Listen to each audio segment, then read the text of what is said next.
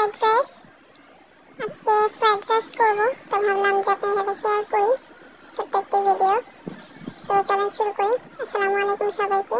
তো এখানে হচ্ছে আমি সব ধরনের সবজি নিয়ে নিয়েছি। রসুন কেটে নিয়েছি, পেঁয়াজ, তারপরে হচ্ছে ফ্রোজেন ব্রোকলি, ক্যাপসিকাম, গাজর, মটরশুঁটি সবই ফ্রোজেন ছিল। এগুলো সব নিয়ে নিয়েছি। এখানে হচ্ছে আমি 1 পট চাল নিয়েছি।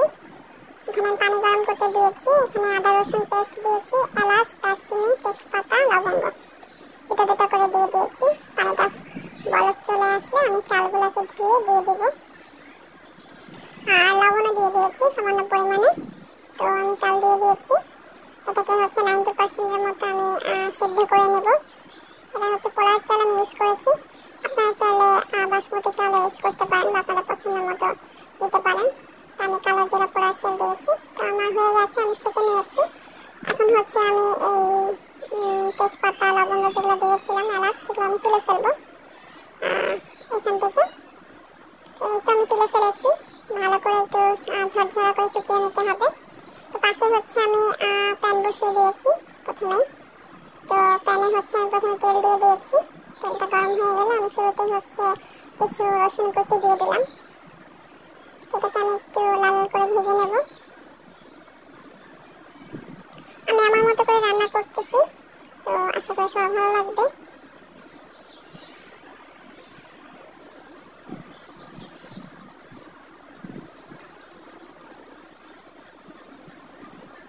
তো রসুনটা যখন একটু ভাজা ভাজা হয়ে আসবে, তো লাল লাল যখন হবে, তখন হচ্ছে আমি এতে পেঁয়াজ দিয়ে দিলাম। এটা হচ্ছে আমি ভালো করে মিলিয়ে নেব।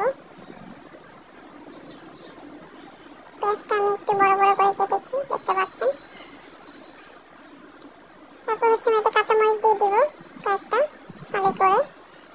তারপরে বাকি যে সবজিগুলো ছিল ফ্রোজেন, এগুলো সবই হচ্ছে বয়েল করা, মানে সেদ্ধ করা, হাফ সেদ্ধর মতো সবগুলো দিয়ে দিয়েছি। দিয়ে ভালো করে আমি মিশিয়ে নিচ্ছি।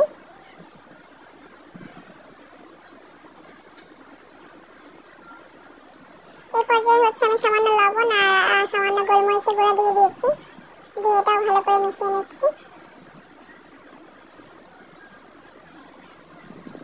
ঝাল আপনারা আপনাদের পছন্দ মতো দেবেন।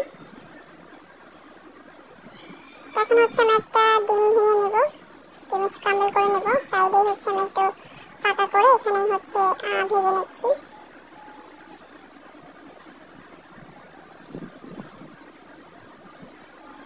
ভালো করে আমি মিশিয়ে নিব। যেহেতু আমি এক হাতে ফোন ধরে আছি, তাই একটু অসুবিধা হচ্ছিল, তাই আবার অফ করে আমি এটা মিশিয়ে নিয়েছি। এখন হচ্ছে এতে আমি সয়া সস আর টমেটো সস অ্যাড করলাম। সয়া সস দিয়েছি 1 টেবিলের মতো, আর টমেটো সস দিয়েছি 2 টেবিল স্পুনের মতো। দিয়ে এটাও ভালো করে আমি মিশিয়ে নিচ্ছি।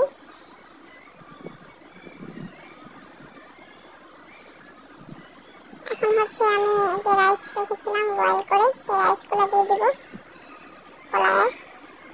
এটা আমি ভালো করে এখন মিশিয়ে নেব সবজির সাথে।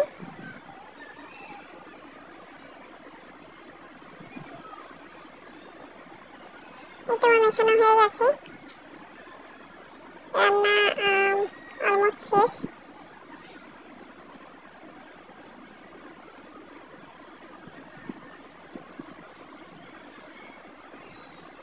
একটু ভেজে আমি চুলাটা বন্ধ করে দেব। আপনারা চাইলে ধনেপাতা ইউজ করতে পারেন, বাট আমি দিলাম না, কারণ ধনেপাতা আমার কাছে ভালো লাগে না এই ফ্রাইড রাইসে। তো এই তো আমার রান্না হয়ে গেছে, আমি চুলা অফ করে দিয়েছি। এখন আমি সার্ভ করে নেব। এই তো আমি সার্ভ করে নিয়েছি। আর হচ্ছে আমি চিকেন গ্রিলের মতো করেছিলাম চুলাতেই, সেটাও সার্ভ করে নিলাম সাথে। একদম সহজ সাদামাটা একটা রেসিপি, সহজভাবেই শেয়ার করলাম। আশা করি সবার ভালো লাগবে। কার কেমন লাগলো জানাতে পারেন। আল্লাহ হাফেজ।